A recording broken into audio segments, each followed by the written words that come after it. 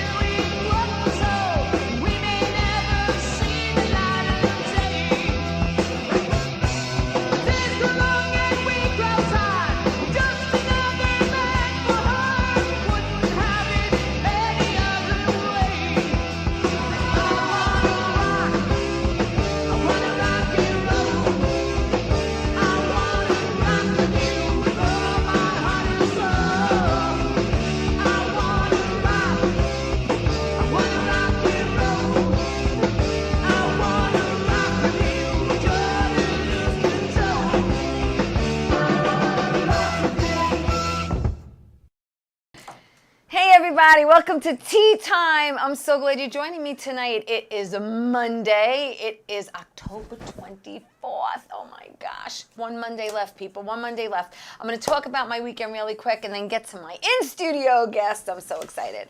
All right, so really didn't do too much this weekend. Friday night, I chilled. I really chilled out. I was going to come here for the open mic and karaoke, but I woke up at 3 o'clock in the morning. I couldn't go back to sleep. I was exhausted. Bobby texts me, Charlie's here. I'm like, listen, bra is off, pajamas are on, and I'm not going out. I was exhausted. Saturday was really cool because Saturday my niece had a little Halloween party with her and her friends. She dressed up as Elvis and her friend dressed up as Priscilla. It was too cute. And then I end up going to my girlfriend Kim's house. She has a Halloween party every year with a different theme. And this year the theme was Disney. So I went as Esmeralda from The Hunchback of Notre Dame. And Bobby's going to put up that pic as me as Esmeralda. There I am with my little tambourine. And it was so much fun because nobody was dressed as Esmeralda. There were a lot of Ariels. There were a couple of, my girlfriend Kim, which she's going to put up the picture next, went as Cruella. Bobby, and she's hot, Cruella. She really is. She looked great. So there's Kim, and then that party was in Hicksville, and we had a blast, and I'm glad we went, because she was going to do it next weekend, but next weekend I'm actually going to be in PA for my godson's wedding, and I wouldn't have been able to go. So I had a great time there, and then Sunday just chilled, did laundry. We all need clean underwear for the week. That was it. So it is Breast Cancer Awareness Month, and as you know, I'm wearing pink every Monday in all different shades for breast cancer awareness, and I want people to know to go get their mammo, go get checked. A lot of people didn't do things over COVID, including myself, and I went to go get the girls checked, so that's done. And I try to go every year on my birthday. Try to go for everything around your birthday, that way you remember to go. And men too. Check yourselves. Do your breast exams, self-exams. It's important. I also want to wish my sister a happy birthday. Her birthday is on Thursday the 27th, so happy birthday to my sister Janine. And let me get to my guest. I have someone in studio. I love when people are in studio. Her name is Margarita Colon, and she is a personal chef. She is known as Chef Margie. She is a chef to the stars. She's also a celebrity chef. And she's been doing this a long time, and she has such a great story and background. And there's a lot that I don't know about her that I'm going to learn with you. So I'm excited about that. But let me tell you how we met. We actually met Hello. Welcome to the show. Hi, thank you. I'm so glad you made it in. Yes. From Brooklyn.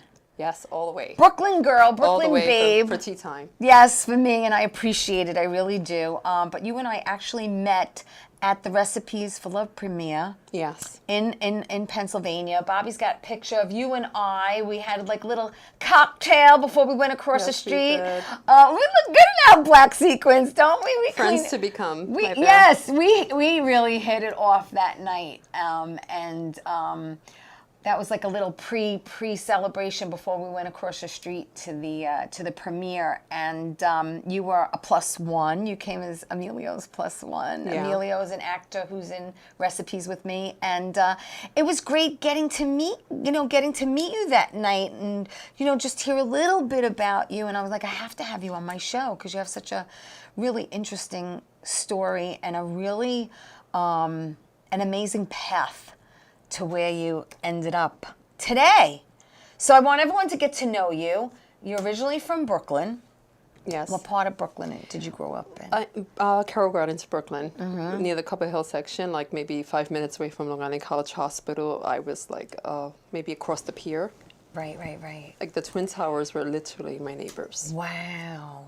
And you have a very interesting story, and you pretty much are an open book. Yes. And you've had an amazing journey in life. Unfortunately, you lost your mom when you were young, like 11? Well, I technically lost her. I lost her physically, but I didn't lose her in mortality in that way. Right. She passed away when I was 19. But the last time I saw my mom, I was about 11 and a half, 12. Right. And what happened? What happened with you when you were that young and that age? Well, being very young, as a young child, going back a little bit before that time, I had a normal life with my family, and my father was a longshoreman, my mom was a restaurant owner, and my mom was caught into a life where it kind of caught up to her, a little at a time. So I reached out to my father to try to explain to him the activities that she was involved in that was hurting her and that would hurt our family. Right. But he in turn didn't respond correctly to her, and there was a lot of dysfunction in the family, and there was a lot of abuse. So it led to them separating, and then it led to her moving out of the Cover Hill section, to go to the Park Slope section. Okay. And she was in a different relationship at the time, and that relationship was not accepting of me at the age of like 10 and a half or 11. So I didn't have too much of a choice, and I started living with friends at the time. Right. So that is not long-lived, so you can't really stay too long with people. Yeah. But after some time, when I was able to find a way to be stable, it became a household and somewhat of an environment where they were really familiar, or became very familiar with my skills, because I knew how to cook, sew, do everything at that age. At a very young age. Yeah, very young age. Yeah. And I was raised by a person that owned a restaurant at the time. So to go from everything to nothing was really hard. However, I, for some reason, never felt... I did feel lonely and hurt, but I didn't feel like I had time to think of those things. Right. So I did, after some time, I was brought in by a friend of hers. Okay. And a lot of people don't know that story. They just know what they see. And to this day, now that I've made it, people will want to revisit that with me and say, well, why don't you mention who you were? They only mention that because they want me to let the world know who they are, because of who I am. Right. But I earned that by myself. Absolutely. So where I began was that I stood with a friend of hers, and when she was Ecuadorian, and when she became very familiar with the fact that I could sew, cook, and do a lot of things, I was basically, the proposition for me to stay with her was for me to be a live-in housekeeper. Wow. So, but it wasn't in her home. Right. Right. So I was serviced out a lot. Wow. And It blows my mind when you tell me this. It really Yeah. does. And this is a story that you need to write and needs to be seen seriously. I mean, you're talking 11 years old. Yeah, around 11 or 12. From 11 to 13. You're preteen, right? Yeah. Mm-hmm. And this woman decides, hey, I can make money off of this kid, and I'm going to send to these other people's To watch homes. children and cook. I mean, it's really blows my mind. It's I have to be honest about it because I'm an open book. Not only am I an open book, is that I've always been true to every interview that I've been in. Yes. So and I appreciate that. And then there's a lot of and there are a lot of things you don't have to talk about or discuss. Fine. You know what I'm saying? It's fine. It's part of you. It's becoming of who I am. And made you the person you are Yes. today. That's why we all have to walk through the fire to get through the other side. Yeah. Well, with that being said, I mean, I think that it made me a very responsible parent, and I think that in the psychological terms, it's called paranoid parenting, where we become very paranoid of our children, and we want to protect them from the things that we've been exposed to. Oh my gosh, I love that. So I think that waking up in strangers' homes for a young girl wasn't always the most healthiest thing, and it wasn't always the most healthiest thing going to sleep. Right. But what I did with that is that I focused on the food. The food was what brought me close to my family. What was, because that's what I would do when I had a stable home, cook with my mom. Right, right. So I would cook for these families. So if they were Chinese, Japanese, Korean, Polish, whatever, I would learn the delicacies, and I had to master it because I had no other choice, because they weren't also nice people either. It wasn't like they were going. I was out of supervision. It wasn't like I could prove what they were doing. It's almost you were like a Cinderella. Right. Like a Cinderella in each of these homes. Yeah, but it's called child work exploitation. Oh, absolutely. Yes. Child labor, yeah. I mean, it's totally illegal. Hello. Yeah. I mean, and that person, I don't know what happened to that person, but they should have paid for what they've done. That can conclude I can conclude with that because we did see each other. I did see her as an adult. You did? Yes. I got an apology from her, a huge apology, and it's fine. I forgave her because it's becoming of me to be humble, and it's within my spirit to accept that people are not going to always be good people. No. But if I try to be good, I can see the good in others, and that's the way I balance myself. However, with that, I just what I did was that the way I was rescued out of that was that my mom was still alive at this time. Okay. So and she knew who she placed you with, but she didn't know what was going on. She didn't place me anywhere. Her friend just placed me in her home because she knew my situation. Okay. Yeah. All right. So my mom didn't care as long as it wasn't her. My mom was not of the right mind at the time. Right. So, however, within that period, my mom met someone, which was a gentleman, and she was with him, and he was an older gentleman. And this gentleman said, you know what, I feel bad for her daughter, so let me try to reach her family. Wow. So he did. So he reached out to my father, and my father owned many businesses, but he was always an absent father. And at that point, he did reach out to me, and the next thing I know is that I'm walking down the block, and they're like, well, Margie, your father's in the store. Yeah. Your father's in the store. Yeah. Okay. No, your father's in the store. I'm like, yeah, whatever. And I walk in the store, and I'm like, who are you? And he's like, do you have ID? And he showed me my school picture. So from there, I was brought to Jersey. I stayed with some family. I was able to finally exercise my right to study, go to school. Yeah, because all those years you weren't in school. No. You were. I have a degree today. I speak different languages. I'm certified in different areas of medical field. But how many years were you not in school working for these different families? For about 3 or 4 years. Wow. Yeah. And what I did was that when I was there, I focused because in Jersey the school system is a little different. Yes. The grades go from like kindergarten to almost junior high in one building. Right. And I just excelled. And you were like a sponge. You wanted to know everything. Right. And then after that, I came back to Brooklyn, and I stood with trustworthy people, and I finished school. Wow. And you went to John Jay Senior High School? Is Yes. that the name of it? That's where you went? Yeah, and then I went to Long Island University. Yes. Yeah, I graduated from there. I have a major in political science. Yes, you do. And I have a minor in culinary. Yes. And I worked as a civil mediation officer for about 23 years. Wow. And I fought for homeless, domestic, federal, city, anything that the city and state-wide programs, Right. or anything that has to do with resolving anyone's problem, I was there. Also.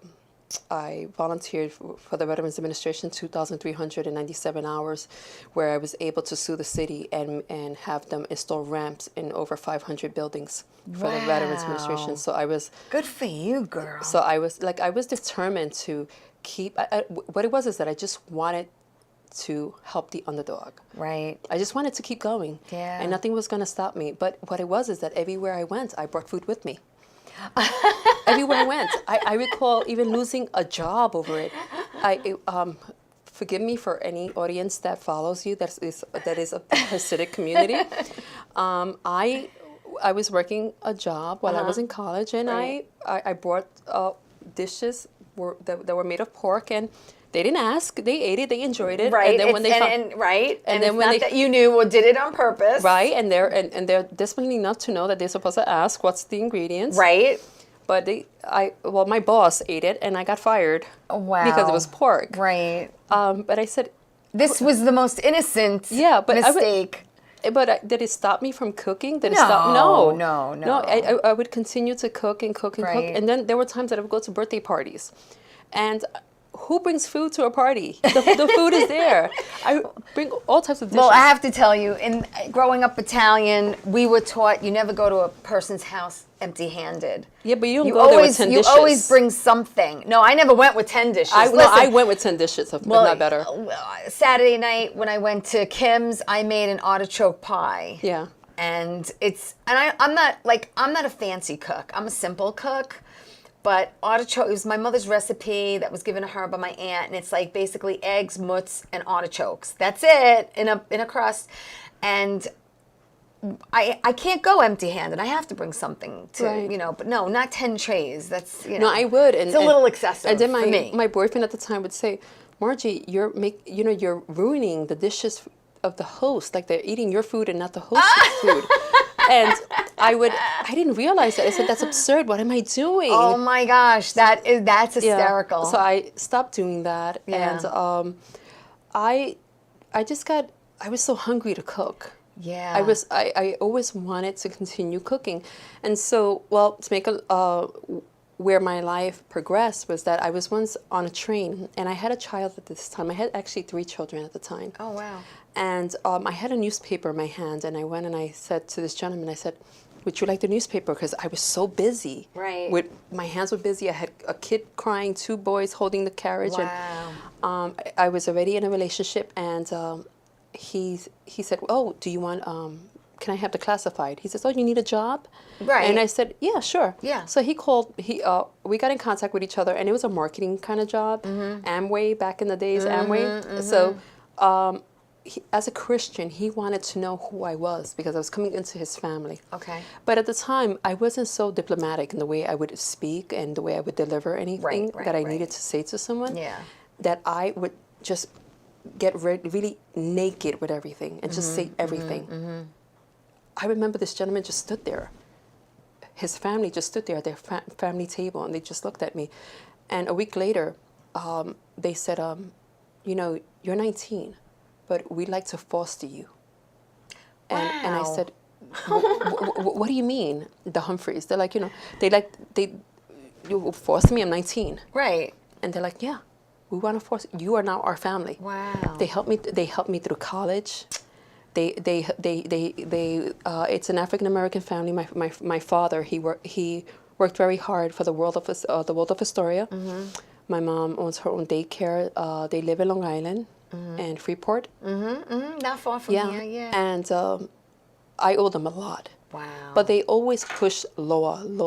You have that drive. You have that inspiration to help everyone. Right. You're a go-getter. You fight. Right. I can't tell you how many landlords I've sued, how many people, how many tenants I've evicted, Really? in the sense where they've hurt landlords. Oh, sure. How many divorces I filed, how many immigration cases, how many domestic violence victims I've held in my home. How many pro se cases that I've attended, how many judges and lawyers I know to this day, where I could walk in and I could be a civil mediation advocate, but I could also be a regular person from Brooklyn, like, Right. like what's the problem, It's amazing. Yeah, you know. It is amazing. Well, listen, we're going to take my first break. Don't go away, please, because this is going to get even more interesting, okay? We're going to find out how she became a celebrity chef, who she's cooked for. We're going to talk about some quotes, some personal quotes that I came across that, you know, inspired me. So don't go away. We'll be right back after this.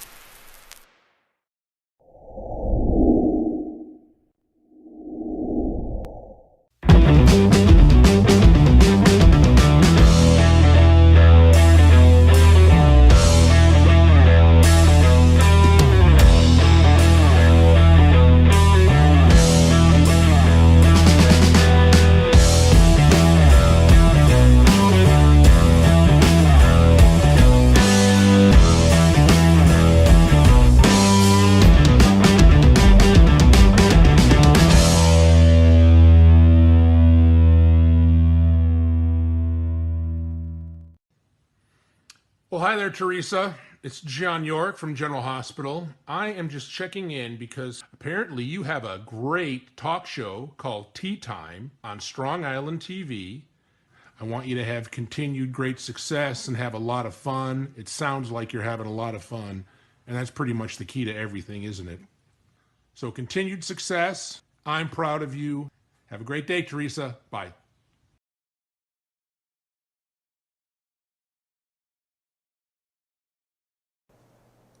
Hey everybody, welcome back to Tea Time. I want to give some shout outs to Bruno and Greg DiFilippo and Michael Norton. I'm going to see you this weekend.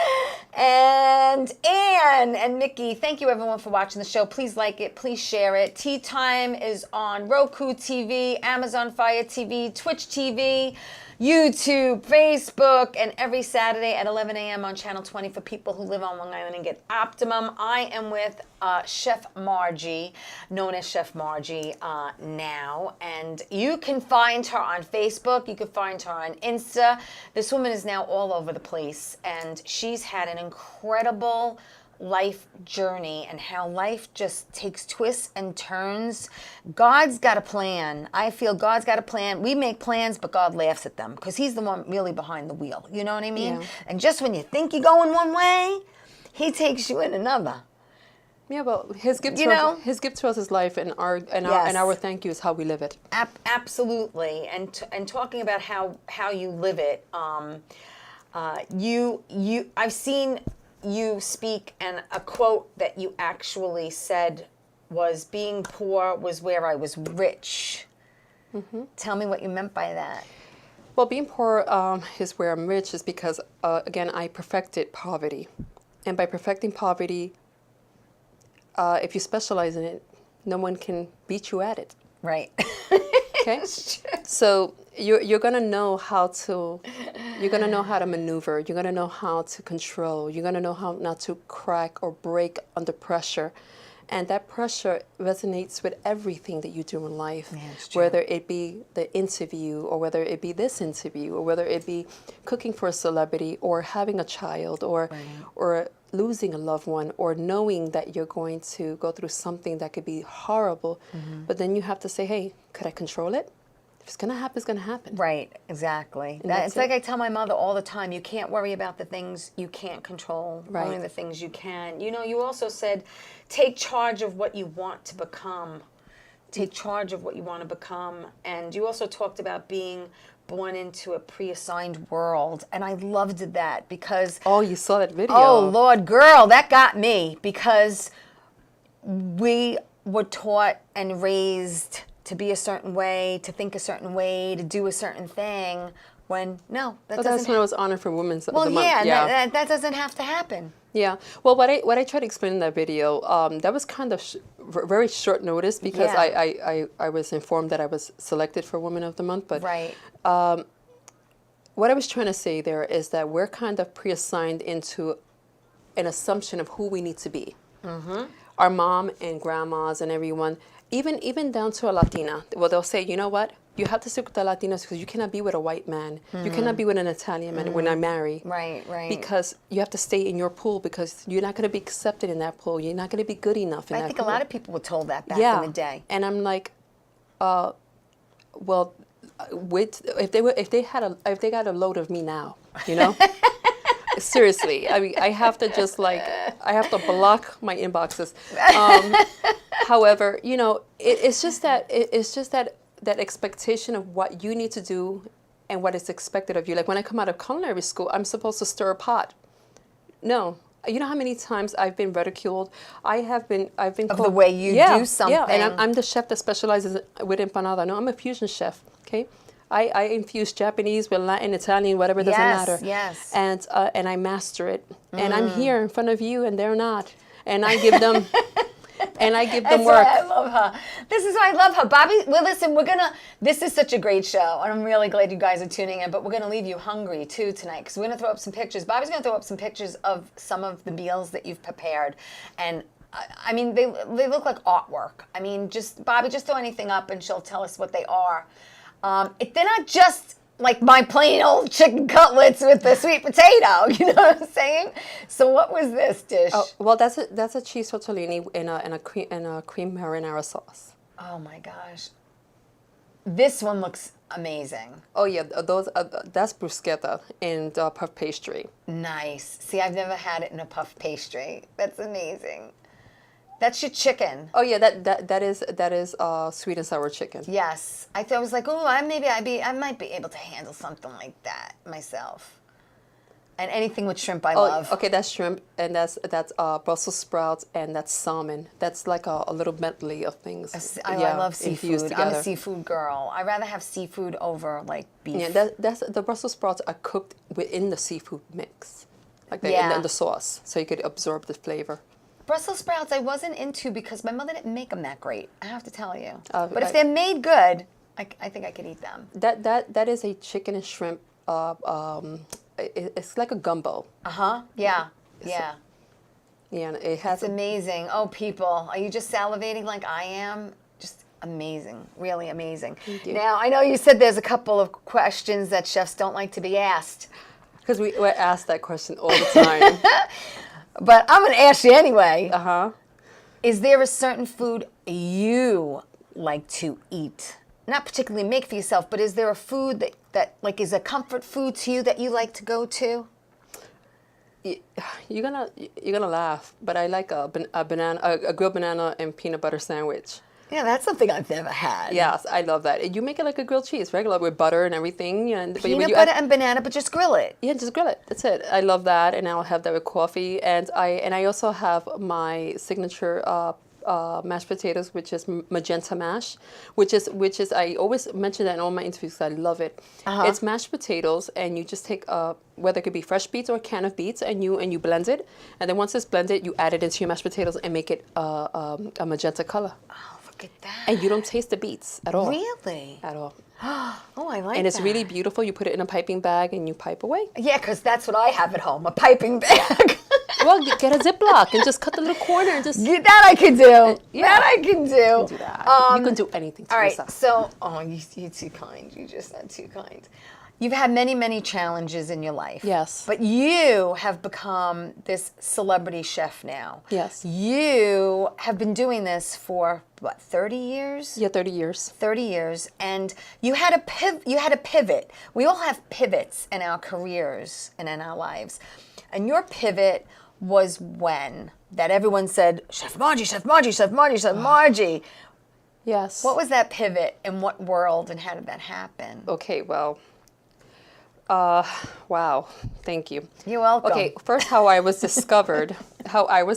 Was that I, of course, I continued to work with law, and then I started catering and then I registered Margie's Variety. It was, and then they said, you sound like a discount store. You sound like a little novelty store, Margie's Variety, like a 99-cent store. So you need to get something better. Okay. So I couldn't think of anything. So everywhere I went, I always had a battery-operated stove. Okay. Or a propane Okay. operated portable stove. And they're like, oh, you make a kitchen everywhere. Right. So I was like, oh, Margie's Kitchen. Margie's Kitchen. Okay. And then, Margie's but then I had to change that, and I put Margie's Kitchen Latin Cuisine Catering, because there were so many kitchens out there. Right. And then now, I've even had imposters pose as Celebrity Chef Margie, an African, What? different places, trying to get my contacts. Like, we actually know the real Chef Margie. Wow. Yeah. So I was on 14th Street in Manhattan, and I saw this flea market. It was Mary Immaculate Conception Church, and I saw this flea market, and I saw they didn't have food, and I told the caretaker there, you know, what would it take to become a vendor here? Right. It was a small little place, Yeah. a church, and she's like, only $40 a day, and just as long as you have all your permits and everything. I said, yeah, I have all that, and I started. Okay. And then within 2 to 3 months, I had a very big clientele from Long Island, everywhere, all through Manhattan. I would have people, I would come in with a cart from my car, and they would want me to take the food out of the cart so that they can have first dibs to the warm food. Wow. And I was like, okay, I have to sit up first. yeah, I'm getting somewhere here, but I'm like, this is ridiculous. Yeah. So then that day arrived that there was an Asian woman that walked in, and I was kind of being very immature and very unprofessional, because there was another vendor that when she would sell chicken, I would sell pork. If she sold pork, I would sell chicken. I was never unfair. Right. But she just kept doing a lot of mean things, and I said, okay, all right, no problem. So I took 2 weeks, and I started creating a lot of empanadas, a lot of different things, a lot of egg rolls, a lot of different things. Right. When I went there, I had 2 canopies full of food. Wow. And she couldn't with me. So now this Chinese woman comes in. The reason why I bring that up is because since there was a variety, I see her picking out different types of food, and she's eating and sampling all the food. And I know, she paid for it. Right. But she's sampling it, putting it in the bag, and putting it in her purse, each one. So, okay, she's just trying it. Nothing occurred to me. Right. So she's like, do you cater professionally? I'm like, yeah. I gave her a menu, and she was like, can you be in Connecticut on this day? And I'm like, sure. And this is my card. And she's like, I'm legit. She showed me this, she showed me all her proof, and then she even zelled me at the time a deposit. So, but that was part of the deposit. Now, when I get there, I'm supposed to be there. I was supposed to be there by, I think, by 11, and I was there by 9, very early, and I had samples for everyone. I stood up all night. Anyway, it turned out that this woman was the producer of Telemundo. Oh, hello. And I didn't know. I didn't know that she was, because again, I went with maybe I was maybe perhaps stereotypical at the moment. I maybe didn't put it together. Right. I was like an Asian woman coming in. I didn't put it together. Right. Telemundo. Yeah. So yeah. And who knew? Right, and then I received my biggest contract, and then it was there. It was a DJ party, and they had the Mega there, La Mega they had all types of radio stations, and then they had celebrities. Right. And I gave out my cards, and word of mouth, they just started growing. And then I went to another interview where Rosie Perez was there. Right. We got that picture, right, Bobby? Her and Rosie. Hello? There you are. Yeah. Yeah, and I fed Rosie. Nice. And then from Rosie, I cooked for Amanda Serrano. Yeah. And then with Amanda Serrano, another boxer became aware. Mm-hmm. But this one was a Latin one. And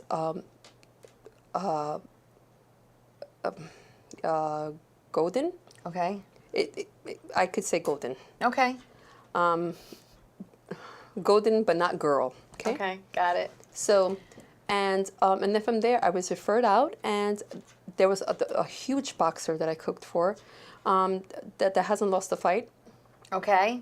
and it just kept going and growing, and celebrities. I just started cooking, and I was hiring chefs and cooks, and there were times that I didn't even know what to do. Wow. But a celebrity at a time, I made it, and now I get a hold of Tito Puente gets a hold of me, Yes. Junior, Mm-hmm. and Tito Puente Jr. and he says, "Would you like to cater the Long Island Cares event, which is caliente, and well, caliente, but they say caliente. Yeah.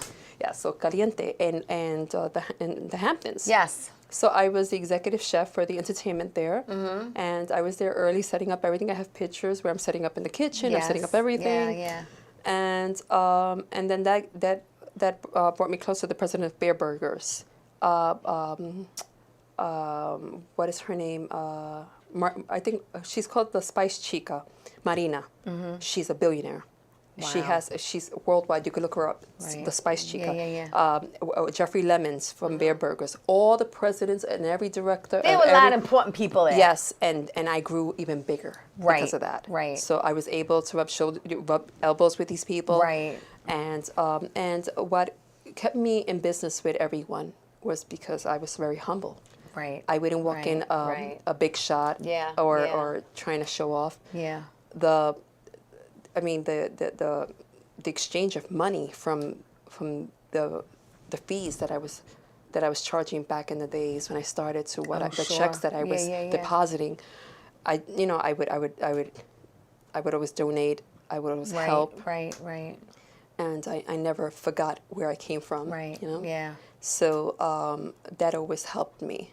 And then it just kept growing. And then, so with Tito Puente, he asked me to cook for it was like sort of a block party. It was in Harlem. Okay. It was a tribute to his father. Oh, and nice. it was a big freestyle event. Okay, we're going to stop right there. We're going to take my next break. When we come back, we're going to talk about this and all the freestyle people. Don't go away. We'll be right back.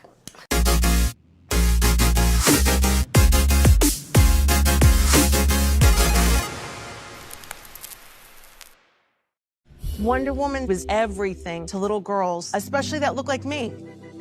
She stands for being a voice for people that need a voice. My organization renovates homes for people with disabilities. And when I come home, a self-care routine makes me feel my best. I'm very proud of the difference that we're making, and to see that impact in my community inspires me to work even harder for everyone around me. How you doing? It's Sal the Voice Valentinetti. Why are you watching me? You should be watching Teresa Canastraci Tea Time with Teresa Canastraci Farrell. And make sure you follow Teresa on Facebook. Tea Time with Teresa Canastraci Farrell. We'll see you there. I love the way you say my name. I love it.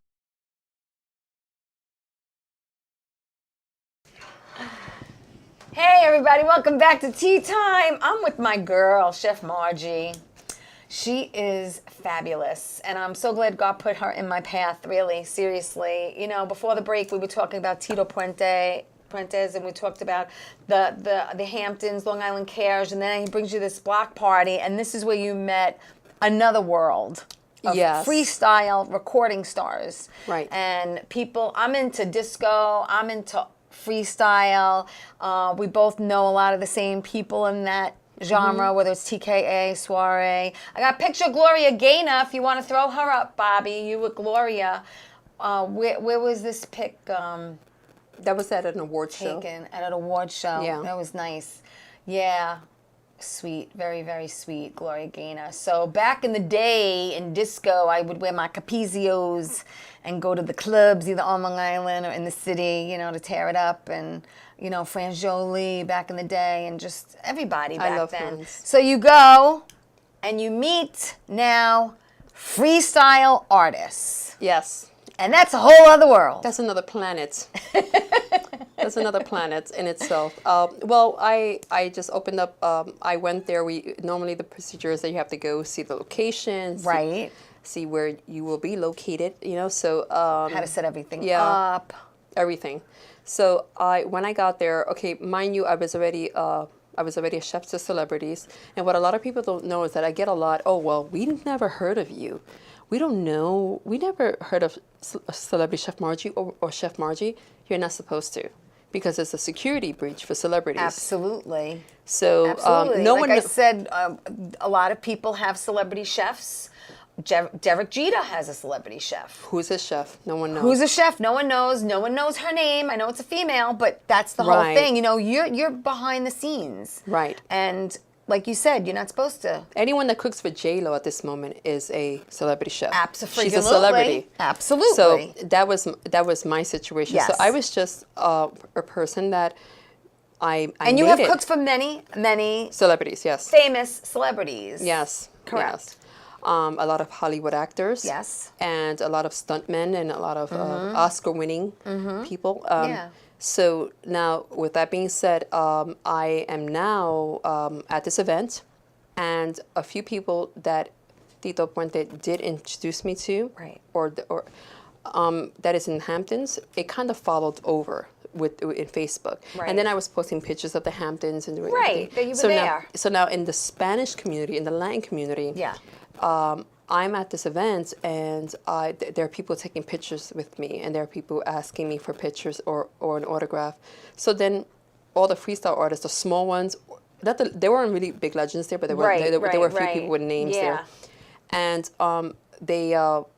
it kind of piqued their interest. Who is she? Right. The next thing you know, I'm taking pictures with everyone now. Okay. And then my picture is shared everywhere from everybody's Facebook. Right. And then their people and their mutuals and their followers, everyone was. I had to start a public page. I had about 15,000 followers. Wow. But then it became so chaotic and it became so dramatic with Saturated music. too, yeah. Yeah. That I happen to be very low key. I mean. It was a little overwhelming. It's very, yeah. I'm very professional, but then again, I am that personality that you can't tell me to give you 2 10s for 1 5. You know? No, I'm from Brooklyn. Right. So so I just I kind of put my foot down, and then with a lot of this community, music community, if I found that there were things that were a little bit. They were something unorthodox, I was going to dismiss it. Right. You didn't want to be associated with Yeah, I don't it. want to, because you know what? I think that if I've done a lot. I did a lot. Yeah. You know, I did law. Right. And then I dealt with evictions, which I dealt with every type of tragedy you could find in the low income world. Right. Where I've seen even tenants lunge at judges. Wow. I've seen a lot of things. Wow. So when I have somebody fighting over who's the Marvel comic who is the Marvel superhero of DJs, Right, or right, who can right. scratch better, or who can post more than the other one and share this and share that. Right. Bye. Yeah. Yeah. It's a little infantile I'm at that point.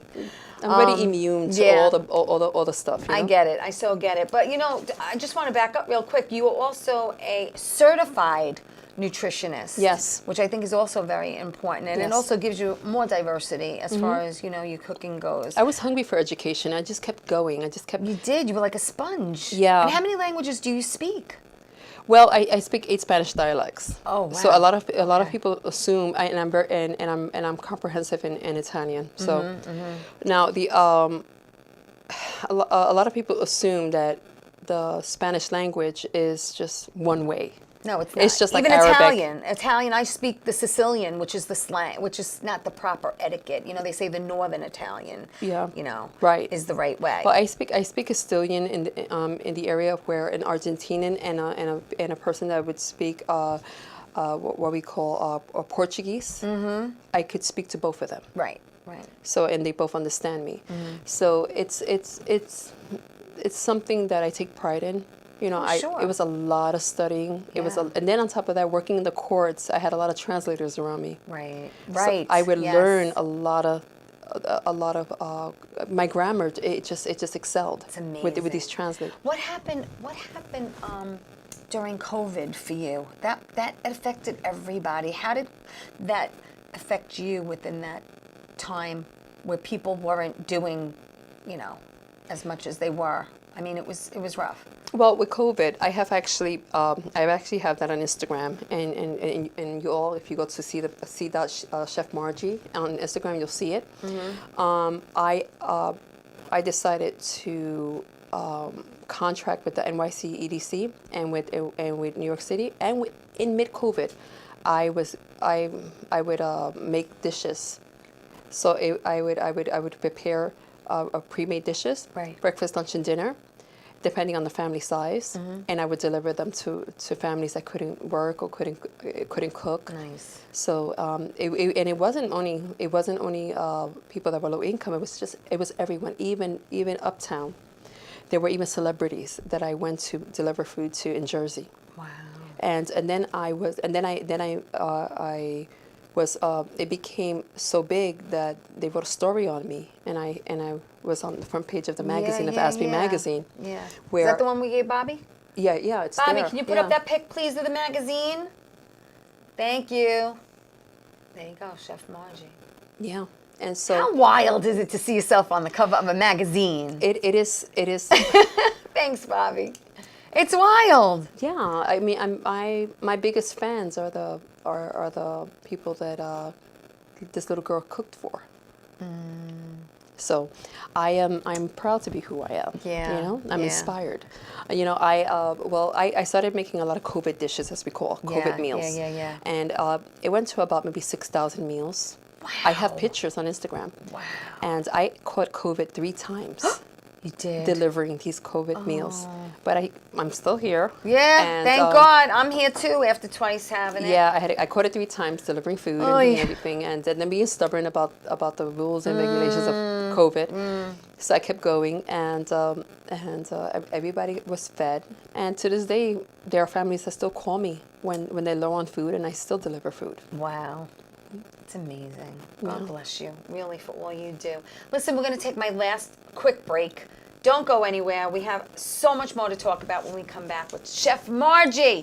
Don't go away.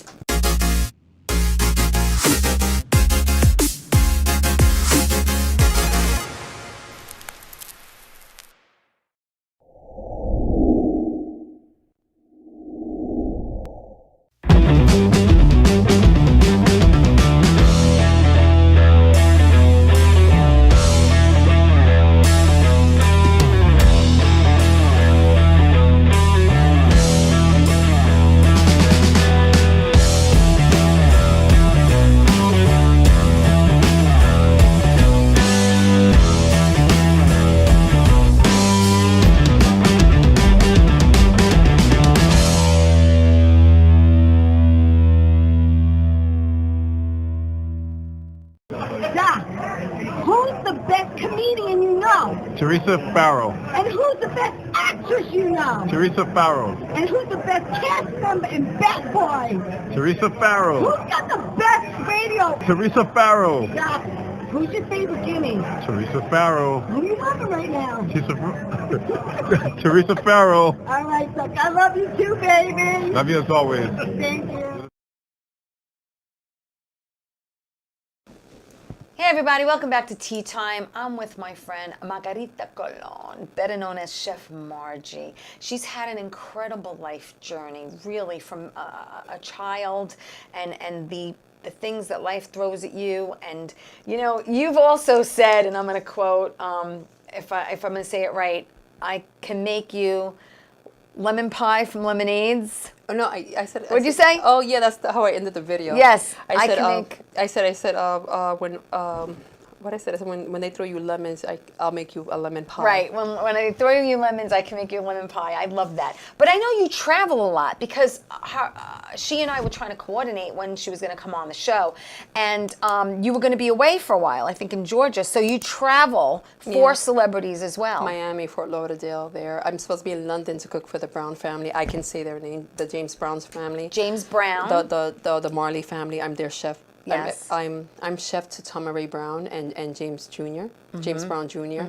I know a lot of people. I know the Gordys. Yeah. I'm known by. I know a lot of disco legends. Yes, you do. A lot of disco legends. I've cooked for a lot of disco legends as well. Do you like to travel? Do you like to travel? Yeah, no, depending. Yeah, on where it is, maybe. Yeah. Yeah. I mean, depending on what they're. I mean. And how long is the longest gig you've been away to cook? Maybe 2 months. Okay. 2 months and. All right. And let's talk about you being at some television studios. You've been to many, many, many studios. Yeah. And you want to mention a few of them, or what you can say about it? Okay. Well, again, There's a lot of, and the reason why I asked Margie is it okay, is because there's a lot of non-disclosure agreements out there. There's a lot of, Yeah. there's a lot of things that you sign that you can't talk about. I did a movie with Bradley Cooper. I can't talk about it. I can say I did a movie with Bradley Cooper and he directed me, but I can't talk about it. I can't post pictures about it, and I can't wait till this movie's out so I can. But I can't get into specifics. So I know, there's a fine line there, but whatever you can tell me. well, you know what it is that I also mentioned that I used to be kind of a loose cannon with my opinion. Yes, because you say what's on your mind. Right. And Right. that's also what I love about you. Yeah, just I mean, why not? Yes. Why be fake about things? And you that's know? the whole thing. Yeah, that's how So I feel. Now at these television networks, if I'm not of the same voting party, sometimes I could also play a part. So being a loose cannon about my opinion to certain things, especially when COVID came out, that didn't help. Right. So at this point, I have what we call, which I will talk about, are scouters. Okay. They follow me on Facebook. Okay. And they watch and spy everything Okay. that I do and report back. Okay. So, and they can report this too. Sure. So, yeah, Yeah. I'm on tea time. Well, So- that's what the people at the Bradley Cooper, they said, we will check your social media. Yeah. We will check to see The if you audit. post pictures. We will, so they're scouters too. So yeah, they're out there looking at what Yeah. people are doing. So that's what they were doing with me. Right. So now, in regards to every network that you could think of that You've been on. I've been on. Yes. Yeah. I've Okay. been behind the scenes. Right. I've cooked, and while everybody's eating food that I've Right, cooked, right. I have a candy bar and a cup of coffee. Like I don't. Why are you not eating your food? Don't you trust it? No, I'm just tired. We had dinner before the show. I'm not going to say where we went or what we ate, but I will say, because I said to you is it hard for you to eat out, especially being a chef and knowing what goes into what you make, you know what I mean? And you don't just make it. Your heart and your soul goes into what you make, and your Right. love goes into what you make.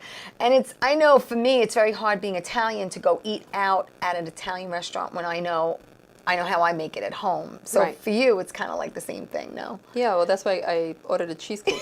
I wasn't going to say, but yeah, I ordered it's cheesecake. safe. Cheesecake is safe, right? Yeah, And they don't yeah. make it. They got it from a bakery. Yeah.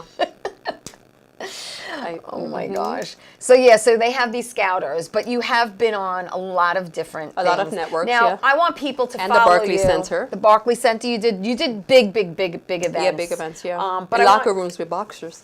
Yes. Yes, but I want people Margie's Kitchen on Facebook and the letter C dot Margie's Kitchen on Instagram. I want you to go there. I want you to follow her and see what she's doing, because there's a lot of really great things that you're doing. And speaking about great things, what do you have coming up in the future that we can talk about? Is there anything we could talk about that's on the horizon? Hopefully that will be my flight finally to London. So Okay. because I was supposed to be at a red carpet over there, and Yes. I missed that. COVID kind of trickles over still in a way, because everything Yeah. that got delayed in 2020 is still something that I have to catch up with. Yes. So my contracts, the way they work, I mean, I could discuss that part, is that with my obligations to my clients are that if it's beyond my control, like COVID, Yeah. they have to honor my contract. Oh, sure. And food I could always give them. That's fine, but they have to honor the monetary area of that. So now, because there was so many months on end, it's still trickling over where I have to go back to the stations and give them back what I owe them Right, in service, right, because right, it was already prepaid. Sure. So like for 2020, I was able to run around with the city and have them pay me to cook for people, because I was sitting home comfortable. Right. Financially, I was fine. How far in advance does someone have to book you? Well, you know what? I've had 24 hours notice. I'm a good soul, because that's what I want to also express. the celebrity kind of thing. Yes. That nickname. Yes. Like saying the plumber Joe Jones. Yeah, we were saying. Yeah. Or the reporter Teresa, Tea Time. Right. I'm Chef Margie. I cook for celebrities, but they gave me that nickname, Celebrity Chef Margie. Right. So I'm like, where's my Lamborghini? Where's my mansion? I'm working really hard here. Yeah. Okay, but yes, I am a celebrity chef. I cook Yeah. for celebrities. However, what was my point? I don't want to get off the point. The point was, what was your question? I'm sorry. Oh my God. Oh my God. Really? Did we catch a blank here? Oh my God, maybe. We were just talking about, Bobby, help us out. Oh my God, we're both having a senior moment? Seriously? We were discussing, let's go back then. Yeah, you went back to, I said, you talked about COVID, you were saying about COVID, the city has to keep up with you, and I said traveling, keeping up. What's my next event? What do you have coming up? Okay. And how far in advance do people have to book you? And you there said we go. 24 hours, and then I've had we had to rewind a little bit. We're good. Yeah. I've had 24 hours notice. Yes. And the celebrity nickname that they gave me, that's what Yes, we're discussing. Chef Margie. It kind of scares regular customers away. Really? It does, because everybody assumes that I'm going to be a high maintenance price, and no. Okay. I mean, Okay. I have families that I show them with 3 ingredients with a box cake how to make beautiful desserts for their family. Right. I'm the most humble person, the most humble chef, and I have a humble service. Right. I service everyone. Right. Doesn't matter who it But is. that's nice to know, and that is good to know that I'll work with your budget. Whether you're, Joe Schmo from across the street, or you are a famous celebrity, who lives in London or LA or a chef that they wherever. called to cut a cake for $500, and I never thought that day would ever come. Who would cut a cake for $500? And what did I do at that time with the $500? I took half. It's like that's when I knew. I've had big checks, right, so to speak. I'm not discussing the checks because that would be unprofessional. But when I saw someone use me as a gift, and I wasn't charging them. They were like, they already had the check already for me. Right. Like I said to you before Yeah. Wow. I've had big checks, and that little check from a person that wasn't a celebrity, Right. that wanted me in their family's home, hiding in a room where I could come out with a cake. Surprise! I'm Chef Margie. And she follows me. I've been stopped in airports. I got stopped in an airport a couple of months ago. Wow. Yeah, no, actually a month and a half ago. Oh my God, that is crazy. Well, listen, we're out of time, and you can come back anytime you want. Okay. You know that, girl. You got an open invitation. Follow her, Chef Margie on Facebook, c.Margie's Kitchen on Instagram. Thank you, everyone, for watching my show. Thank you for making the trip from Brooklyn. I appreciate Anytime. this. I really do. Everyone, have a great week. Tell everyone you love them. Stay safe. Take care. Ciao, everybody. Bye.